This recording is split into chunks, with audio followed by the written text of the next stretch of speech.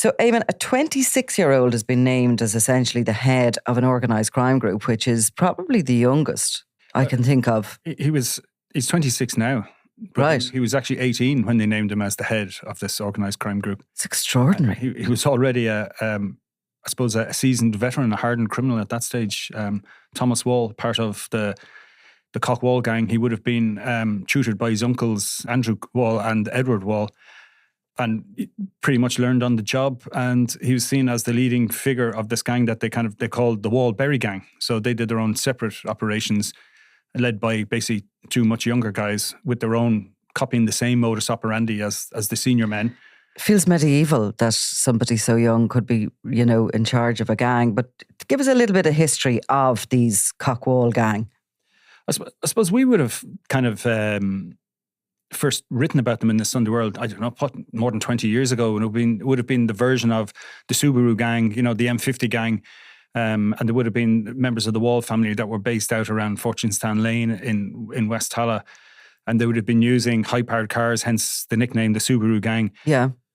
They were going down around the country on the motorway system and robbing people blind. 3-4 nights a week from, say, Monday to Wednesday nights. And they'd do 5 raids. And they would, if the guards came upon them, they'd just accelerate away at massive speeds with no concern for their own safety or anyone else's safety. And it pretty much kind of ushered in the era of the aerial unit and the Garda helicopters, because that was the only way they've been able to keep track of these guys. And who were they targeting, and what were they robbing? Initially it would have been cigarettes. So it would have been a stock of cigarettes in a filling station. So they were easy break into. They'd reverse, say, like a Volvo estate type car. They'd reverse that in, smash the windows, whatever. They'd have already possibly had a car go down first and cut all the phone lines, fibre optic cables to knock off the alarms. They would break open the padlocks holding down the shutters, but leave them in place so that if somebody was doing a quick visual inspection, they'd think nothing is wrong with this place. And then they'd come back with the quick cars, go in, grab the cigarettes, because they're easily sold. They'd be stolen in the early hours of a Monday, Tuesday morning, and they'd be sold by lunchtime the next day. Through the various means. I mean, there's one figure now. This is the recent Criminal Assets Bureau case against Thomas Wall. Now, it's a 2016 case, but it only was finalised recently. And there's one line in it where they talk about the Cock Wall gang at the time, in a 3-month period in 2014, stole €270,000 worth of property. It was giving that from 15 burglaries. So that would give you kind of the scale of what they were stealing. And was that all businesses they were targeting then, or were there also residential properties? No, there has been. I'm not sure with these 15, but I mean, the modus operandi it was initially businesses, but then it seems to be very targeted at the homes of business people. And they'd be looking for jewellery, cash and firearms seems to be the thing. There was obviously a good market in selling on firearms to presumably other criminal gangs. But I think one of the intriguing things was that despite the €270,000 worth of property, they sold that off, made €70,000. So what accrued to them was a fraction of what they stole. So of course they talk about the fences and the facilitators, which of course is Fat Andy Connors. So you can kind of see where his markup was coming from. Yeah, like if he's getting 2/3 of well, I'm sure he's only getting half, but he's making as much as the guys doing the break-ins. And where is he selling on the jewellery and all that sort of stuff? Has he got jewellery is legitimate? Jewellery is easily sold on. I mean, gold is just simply melted down. All these guys, like we know, are back and forth between here, Northern Ireland, the UK, and further afield. So it's quite easy, like just to wear stolen jewellery and take a flight or go somewhere and sell it off. I mean, watches are 20 grand. There's plenty of jewellery pieces worth 5 figures. Not that you or I would be buying them, but... And they knew what they were taking, I imagine. They became sophisticated in that way. Yeah, they knew exactly what they're going for. I mean, there's been so many different versions of it, of basically following wealthy people home from wherever. Like, I mean, I suppose the ultimate is just watching someone make lodgements in a bank and follow them back to the house, and you figure out, that this person has money, it's worth raiding. Using trackers on cars more recently, to follow owners of cash businesses, knowing that they're going to have an undeclared cash ball back Has in that the house. changed though nowadays? Is cash still as used? I wouldn't think so, but I mean, it's still there's plenty of businesses that use a lot of cash, and I mean, obviously not as much, no, but there's plenty of businesses that are dealing in just in cash, and some people take pride in that, in using cash only. They don't want to leave a trail for their bank managers to see where they're spending all their money. So Thomas Wall was only 15, 16 at this point that you're talking about, the 2016. Is the 2016 the case begins against them? But yeah, he was 18 when I suppose he came immediately to notice, and it was an unusual incident on the M7 where himself and those 3 other guys in the car, and they basically pulled over another car with 4 Chinese nationals in it. They were posing as guards. They had blue flashing lights and tried to hijack the car, but failed. But at the same time, they stole mobile phone and a couple of cigarettes and stuff like this. And they had kind of, produced some kind of ID and said, you're under arrest. But I think that the people in the car kind of had enough cop on to realise that these guys weren't the real deal. And was that random, or had they targeted them? No, it's hard to know. There wasn't a lot of details. There was not a prosecuy entered in it in the end. So presumably the Chinese nationals, weren't making a statement or weren't appearing. I'm guessing that's what happened. I followed up with the court service, and while there was an initial court appearance and a certain amount of the facts were heard in court, there was nothing ever, it never finished in a conviction or anything like that. But it was after the incident. It was the next day. So this would have been close to Naas, where the incident would have happened. And the next day, the car was stopped and they were arrested in Tullow in County Carlow. And this VW Golf was seized, and it was in Thomas Wall's name. And this is the car then. It was sold off, and I think there was €23,000 in a bank account for the last, whatever it is, 8 years or more. And minus, I think, about whatever costs and fees that were accrued to the storage and all the rest, it was about 18,500 left. And that was the subject of the Criminal Assets Bureau. But a lot of money for an 18-year-old. Yeah, and I mean, I'm sure he has had a bit of a career since. It's hard to actually get down to the nitty-gritty, because his address is Fortunestown Crescent, and his other members of the family use the same address. And then there's another group of presumably relatives who live on the same street as well, and some of them have the same name, different ages. And some of those were involved in, do you remember the case where there was a couple of guys were being watched by the Garda helicopters? They dug up €80,000 buried in coffee jars in a field near Saggart. So these are all members of the Wall clan as well. And that they would be related to Thomas Wall. I can't tell you exactly. I think one of them is an uncle for sure. Right.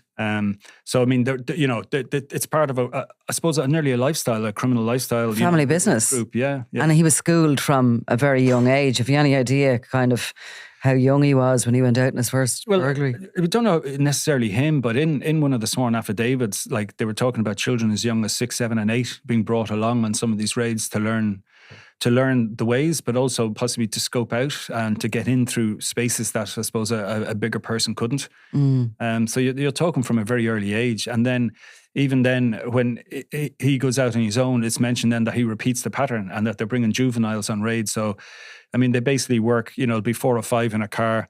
2 will go into the house, 1 will stay behind the wheel, and at least 1 will stay outside, basically keeping sketch, and coordinate with the driver if anybody turns up. And of course, they resist any kind of attempt to arrest them. Like, they don't go quietly. If the guards turn up and flash the blue lights, they'll scatter, and the driver will bring the guards on a chase. They'll try and double back and pick up anyone who gets left behind, and they just take off. I mean, we've spoken about this before. I mean, we don't know how many, there's been dozens of these chases over the years, and some of them end in tragedy. I mean, we had the recent court case then as well. It would be the other side of Fat Andy Connor's family, about the guys who crashed into the roundabout down in Naas, and that was kind of an hour-long pursuit across Meath and Kildare, and there was all the video shown in court of the close run thing it was, like, in terms of colliding with other cars and coming within a hair's breadth of people out walking along a canal bank and so on. Was Fat Andy Connors related to the Walls?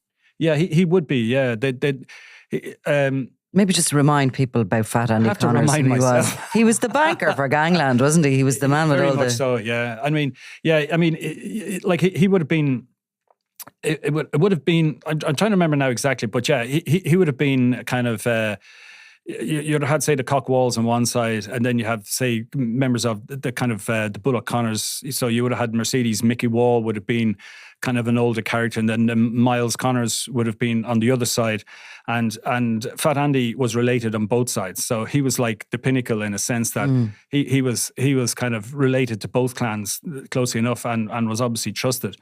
And so this is where the money was going. This is where the money, like he himself did when he didn't need to, was still going out and doing the odd recreational burglary. You know, it was like a hobby at this stage. Like, it just shows you kind of in a sense that, like, how ingrained like the practice is, like, you know, and that these guys. I suppose if you have all your older relatives doing it, and it's like some families have, you know, solicitors, some families have guards. This is a burglary gang. Into horse racing or whatever it is. And Fat Andy was linked very much to the Mansfield, to Jim Mansfield Sr. He's understood to have laundered some money through the Mansfield businesses and the developments there. Something went wrong, and you know, around the time, I suppose, Mansfield went into receivership and everybody was screaming that they were owed money. Jim Mansfield Sr.'s health failed, and his son, Jim Mansfield Jr., sort of took over there. And there was a period of time, probably between about 2012 and 2016 maybe, that really everybody was coming knocking looking for their money back, including Fat Andy Connors, who claimed that he was owed an amount of money which was the equivalent to the price of a field that I think the Mansfields owned, and he was going to take that if he wasn't given his money. But he ultimately was shot dead. And some of those guys would actually, I think, be uncles of the Thomas Ball we're talking about today, which again shows you all the various connections. If you remember those, I think it was a sword was produced, and Mansfield was threatened. But yes. that case was... Well, the Walls, I believe themselves, I remember being told, were demanding an amount of money off Mansfield, which was sort of eye-watering. It was like 4 million or something. Yeah. And they said, being duped into investing in what Mansfield claimed was going to be a development of a fishery sort of holiday village in the British area, and they had either invested in the land or the plans, and of course planning permission did go in at one point, but nothing ever came of it, and it was seen as one of these, I think really Jim Mansfield Jr. found himself running pyramid schemes to raise funds so as he could pay off who was the most dangerous person arriving at his door at the time, and he was in a complete mess. But the Walls certainly were one of those that were threatening him and you know, demanding back an enormous amount of money. But Connors himself, you know, was shot dead in the middle of all that. Yeah. 2014, I think that was. Yeah. I mean, it's, as you say, it's incredibly murky. And you haven't even gotten into the three-way versions of the dissident Republicans who are fighting each other, turning up to provide protection for the Mansfields, etc. Yeah, indeed. Like, even to go back to the Walls, like one of those guys that was in, like when you were talking about getting involved in kind of looking for the money back from them. Like one of those, Martin Wall, like last year he was part of a group who they carried out a burglary in South County Dublin, and it was nearly 20 grand's worth of jewellery was taken. Now, luckily enough, all that was returned, but it was two, like an 83 and a 79-year-old in the house, and they didn't even know that these men were in the house. And again, you know, it's obviously targeted. They're getting information and they're going in and basically helping themselves. And when you look at kind of the money, that was in Killiney in February 2021, and they got 4 years. The guys involved in that, there was an Edward and a Martin. And Edward, I believe, is Thomas's uncle. So he got 4 years for that. So, you know, I mean, and this is a man now, what is he, 52, I think. So he's still at that. And what about your 26-year-old nephew, you know, presumably still at it as well. What about the use of violence from the gang? Because, and over the years, was it the terror of somebody being in your house and the violation of that and all that was left, or did they use physical violence if they came face to face with some of the occupants? No, I think they generally, I think they generally tried to avoid it, but there were instances where people were left in fear. There would be kind of shouting and screaming. As far as we know, they were never involved in like tiger kidnapping or keeping people hostage or, you know, anything as violent as that. I mean, they very much, their modus operandi was, you know, to try and be in and out as quickly as possible and be gone, you know, before anyone can react to them. And that was, you know, their preferred method of working, like, you know, very much being a sneak thief if they could, you know, just to completely walk away from it. But I mean, I suppose the danger that they would have posed really was just the way they drove then if they were being pursued by the guards. And I think that was a deliberate technique. If they drove quick enough and recklessly enough, the guards would be kind of... they'd pull back. They'd be obliged. They couldn't risk, they couldn't risk the danger to public health, public safety. So what has happened with all that money that is, over you're talking your entire career, you've been kind of writing around these 30 years probably. What happened to all that money? What do they do with it? Well, some of them drink it and use drugs and don't do a whole lot. Others buy, nice houses in the countryside and try and keep them up in between stints in prison. And they spend their money on sulky racing. They travel a lot. Land. A bit. Yeah, land. There would be. I mean, like some of them, would kind of see their... Like some of them would how would you say, treasure their kind of traveler culture that and would look at keeping horses. They some of them collect kind of old horse and car, the old carts, as well as the kind of the more modern sulky racers or whatever that they would be involved in as well. They would kind of celebrate their traveler culture in that sense, with the old kind of caravans as well, and they would. And all those things within that group would trade for big money. It's like some of the ponies would be going for 20 grand, like they would be worth 600 or 700 quid, like in the outside market. But but for a good sulky racer would be worth at least that, if not more, within the community. So Thomas Wall, we're talking about, 26, and his 31-year-old cousin Miles Berry. So they're described as the primary operatives and controllers of the Wall Berry gang. But is there a future for them? Is this something that is, there's not many burglary gangs as such still operating. Anybody involved in organised crime these days seem to be involved in drugs. Is there a suggestion that they're also involved in that kind of level of organised crime, or is this something that they will just continue? I think it's something... A version of it will continue. Like you have, and again, he'd be a relation of Miles Berry, Michael B. Berry, who was done for ATM raids. So that, that's another version of the same thing. You're using whatever plant hire equipment, a JCB or whatever, to go and rip out an ATM out of a wall in a country shop and stick it on the back of a flatbed diner or a truck or whatever and drive away with it and break it open at your leisure. So I mean that was another version, I guess, of the kind of the road bandits or the motorway bandits, whatever way you want to describe it. So I mean it's a mixture of things. I mean, we've seen them operating now in Australia and we've seen them operating in the UK, and they've brought more sophistication to it over the years. They've developed. I mean, it's what they do. They're going to look at new ways of getting around it. I mean, they're carrying GPS blockers, all that kind of stuff, like, which has been around for longer than I would have thought, to be honest. But so, they've been using all the available electronics. They understand how, security systems work, and they do their best to disable them, knowing that, in some cases, if it's satellite operated, they can use a different blocker. They cut the phone lines. I mean, there was cases in the past where, like, the telecommunications for an entire town, like one of them was Mitchellstown one time, was knocked out while they were trying to disable the alarms on a filling station so they could go in. One filling station. Yeah. The whole town. And like nowadays, we said that, cash isn't, I suppose, as readily available as it used to. Has that made cash a valuable commodity within the criminal underworld? So if they're able to have stores of cash? I think cash can be a burden, really, because like, you do have to store it. I mean, it can get damaged as well. It can get damaged and it can get stolen. Like, and you can do all the vacuum packing you like, but you still have to shove that somewhere. And there isn't that many €500 notes to get hold of in Ireland. Like, I mean, you can squish it down a bit, but it's still going to be bulky. I mean, there was that. Do you remember that famous case involving the Limerick chap, Liam Walters, and they were digging up a field in Castleconnell, and they literally had a tumble dryer and a generator and a little porta cabin, and they were digging up the money that was damp and it was stuck together, and it took the guards something like 3 days to count the 2.5 million because they were all stuck together. And that's what the tumble dryer was to dry it. They were doing their best to dry out the money. So what would it feel like after that? I imagine if it would feel laundered. Like literally. A couple of notes go through my washing machine every now and then. They've been left in a pocket or No, something. I'm way too careful for that, Nicola. I guarantee Not you. as many nowadays, you see, because we just don't have cash.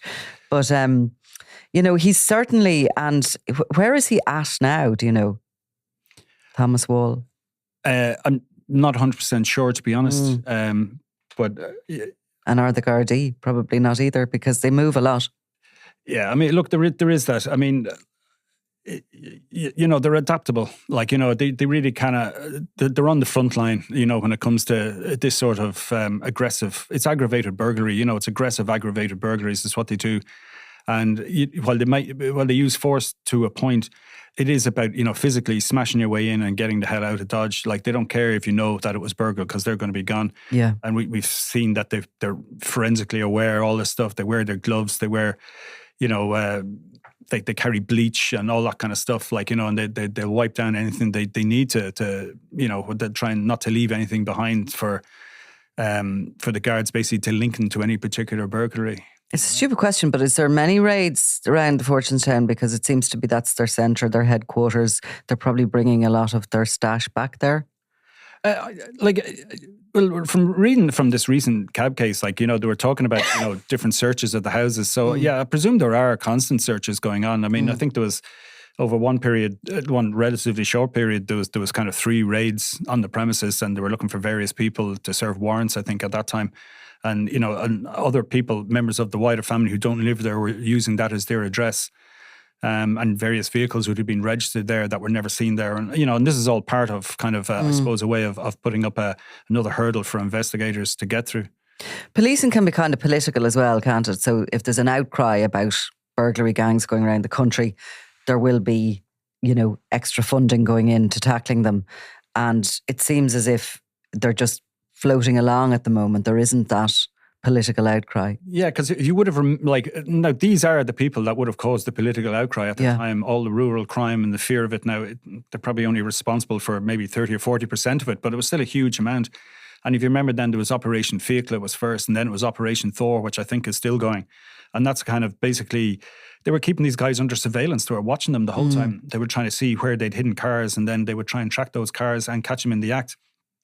And they've actually been quite successful. Like they've been successful from 2 points in catching them in the act and in jailing them, but also building up a picture of their assets and seizing them. So we did the podcast recently talking about the O'Briens, who sent nearly $1 million Australian dollars back and were buying land in South County Dublin.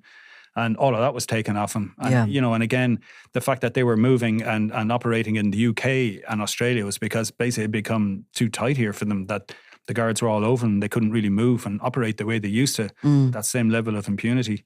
And the Criminal Assets Bureau seems to be particularly useful in relation to these people who are gathering funds so quickly over short periods of time. If they can be identified, caught, seized, obviously then you follow on with usually successful proceeds of crime cases. Yeah, I mean, and that's it. I mean, they can't enjoy the fruits of the crime. They're living day to day. I think some of them, it doesn't bother them that, you know, they live day to day, hand to mouth, and it's, you know, it's and that's the way some of them definitely operate. I mean, Andy Connors, I suppose, was an outlier in that he invested, you know, so much land. I'd say even as a cab target would have been tricky enough, because some of the, you know, some of the, I suppose, the profits from some property deals would have been, you know, before the legislation or before the investigation would have started. So it'd be impossible to prove, to go back as far enough to show that, well, this is a legitimate property. And he said he was a horse trader, didn't he? He said he was a horse trader, and he rented out spaces to people and stuff like that. You know? He was targeted in the kind of those early years of the Criminal Assets Bureau when they were taking revenue cases as well. They're not doing that so often nowadays. They kind of go for the proceeds of crime. But the revenue cases, they get a kind of a lien on the properties that they identify, but in kind of getting the money in from the state, I think they have to wait until they're sold. Yeah, I mean, so I mean, if it's a family home or so I mean, basically, if the property is ever sold off, the state will get their chunk out of it. Yeah. So I mean, it's one way of doing it. It means that it can't be converted and, you know, into cash and used for something else. It could be a long wait, though.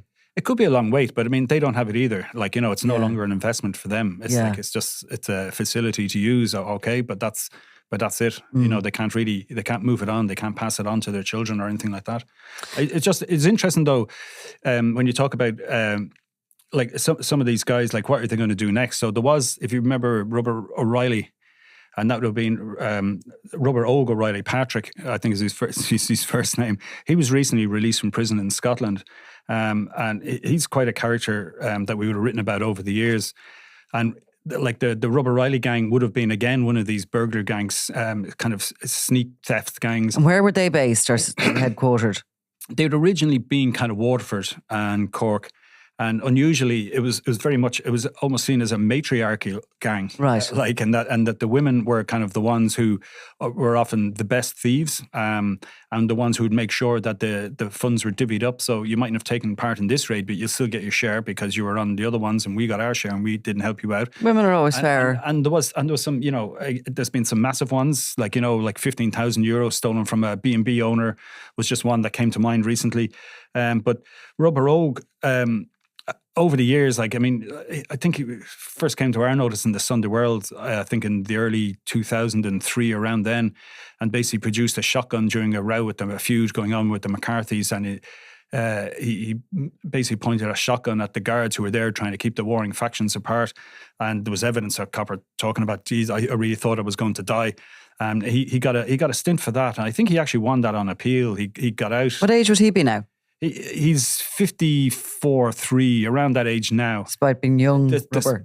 Yeah, Rubber Og. I suppose the nickname sticks. Yeah. Rubber Bjogden, which is his son, who would have given us an interview, I think in 2017, talking about why, for some reason, why the family were the target of cab raids back then. But he would have then, do you remember the famous Smithfield incident where there was feuding, and there was two men shot, and then there was another man, there's a dramatic photograph of a guy with a chunk of his arm hanging off. So during a horse fair that used to, and wasn't it cancelled after that? No, it's not cancelled. No, it's kept. Is that still going? It's one of the Europe's oldest horse fairs. Unfortunately, it was taken over by some of these elements.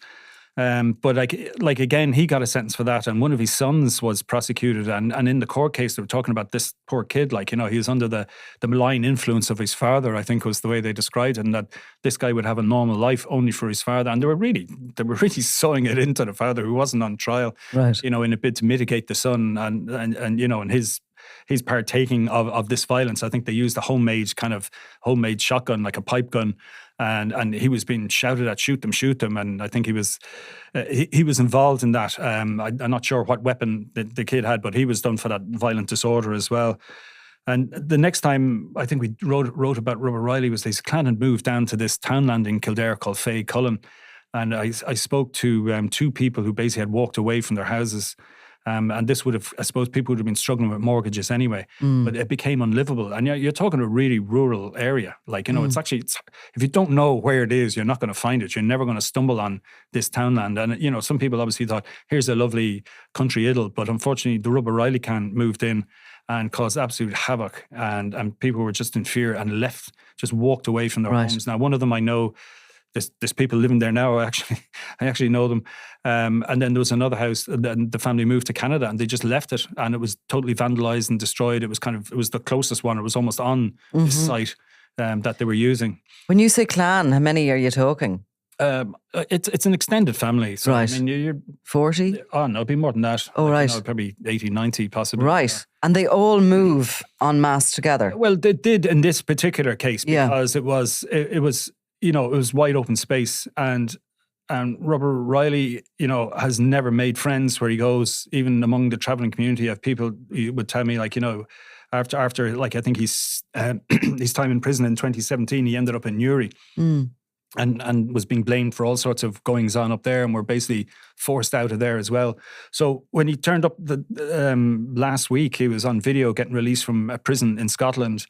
It was kind of comical, really. It was one of these videos that seem to be popular now on social media, particularly in the UK, where people are welcoming their loved ones coming out of prison. Right. So out he comes, and he's shaking hands with this other chap who's walking out with him, saying goodbye to his cellmate or whoever. And he's holding up a bag saying, here's that bag of money I was talking about, and then giving out about the Scottish bastards and all the rest. And the family seem to be living in the north of England now, but he was actually done... he was in a holiday camp somewhere, and met this gentleman who was wearing a 14,000 euro Rolex, and charmed him and said, look, he said, I'm a Rolex collector. I'd love to buy that watch off you. And turned up at his house with his wife. a couple of weeks later and offered 14,000 for it, and the man was delighted to sell it to him. And he showed him the app and showed him the money going into his account, and of course it was a fiddle. It was a fake app. And so age hasn't mellowed him or in any way? Not at all. Yeah. And I mean, and you know, he was joking about it, and like there was an English reg, a decent spec VW Golf, one of the guys was picking him up, and there's a whole group of them there, and he kind of bends over and looks at the car and laughs. Crime doesn't pay, you know. And off they go to the pub then, and there were lots of celebrations and pumping in the air. And we did the story, and of course the relative who had put up the video of him being released then also put up the link to the Sunday World piece. So, and despite kind of saying, oh, they just won't leave him alone, then it was all kind of congratulations and all the rest of it in the comments. So they seem quite delighted with our publicity. There's so much brass neck though, isn't there, out there and around all that, and owning their own narrative now with social media. And why not, I suppose, in one sense, you know. I mean, it's you know, you don't have to justify your existence. You know, they're not second guessing themselves. This is their way of life, and they're going to do it. In fairness to people like Thomas Wall, just 26 now, and the leader of this, you know, prolific burglary gang, like, it's very difficult when it's a familial crime group for any of the services to reach in and help a child or steer them in a different direction at an age that you probably need to, which is very young, isn't it? It's like, you know, 4 to 6 is where you'd probably start needing to be stepping in. And the fact that they're on the move a lot, you know, they're moving out of jurisdictions into other jurisdictions, difficult for the social welfare services or the social care services to follow them. It probably is one of the most difficult crime groups to dismantle or tackle. I'd say it's impossible. I mean, your earliest memory of the guards are going to be them kicking in the door, searching your house. I mean, you know, so you're never going to trust them. Never. I mean, it's going to be, you know, it's a long way up. Like in Thomas Wall's case, his father died young enough.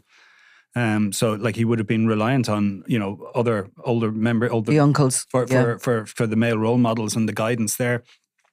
And, you know, there's a lot of them. I mean, there's pictures up on his social media, and there's like, you know, a whole bunch of young guys all out together. Like, you know, there's great, I suppose, collegiality or whatever way you want to put it. Or, you know, there's a sense of, you know, you're belonging to a tribe. And, you know, it's hard to resist for anyone. Like, you know, let alone, you know, someone involved in crime. That's why people play, I don't know, hockey, rugby, soccer, whatever. You get your sense of belonging. You know, you get a sense of you're making a collective progress together. So, I mean, it's very hard to turn your back on that. You know, I mean, I suppose the closest analogy would be looking at some of the Italian mafia families when you read about some of the Pentitos, or how do you pronounce that again? Pentitos, the penitents, the people who become state witnesses. And they end up kind of being persuaded to go back to their family, some of the women, and then of course they're murdered horrifically. I mean, you know, and these are really kind of, again, tight, you know, everyone's a cousin, everyone's a brother or a sister, and it doesn't go outside of the family. And you know, and in their case, in the mafia case, like in the Italians, if you step outside, you're going to die. I mean, I suppose with the likes of some of these burglary gangs, you're not necessarily going to be murdered or knocked off, but you're going to be left feeling dead because nobody's going to talk to you. Yes, you're totally ostracized. Everything, you know. And what have you got to go to as well, in a way, when you're from a marginalised community anyway, and you're going to try and make it alone in a system that it's been, you know, has been against you. Really? Yeah, I mean, like there is. I mean, it's a challenge, I think, for social services, for the guards. I mean, for everyone. I mean, you know, if some of these guys, you know, ring up and say, "I want to come on the podcast," you're kind of thinking, well, why? You know, you're not going to trust them either, even though they want to tell their side of the story. You know, are we going to just judge them as being self-serving and kind of put forward a version of events that just isn't true? The way, you know, we're going to see it from a black and white from our point of view. They see it black and white from their point of view. And sometimes there's no crossover. There's no common ground. All right. Well, look, we will no doubt be talking about these people again because they aren't going away. It's always a pleasure, Nicola. Robbie Lawler was out of control. This is Double Cross, the murder of Robbie Lawler. It was going to be an all-out war with him in the middle of it. A Crime World special investigation podcast based on my new book, Web of Betrayal, wherever you get your podcasts. I'm Nicola Tallant and you're watching Crime World, a podcast about criminals, drugs and the underworld in Ireland and across the globe. Make sure you subscribe to our channel and turn on notifications so you can be the first to watch all our latest episodes. You can also listen wherever you get your podcasts.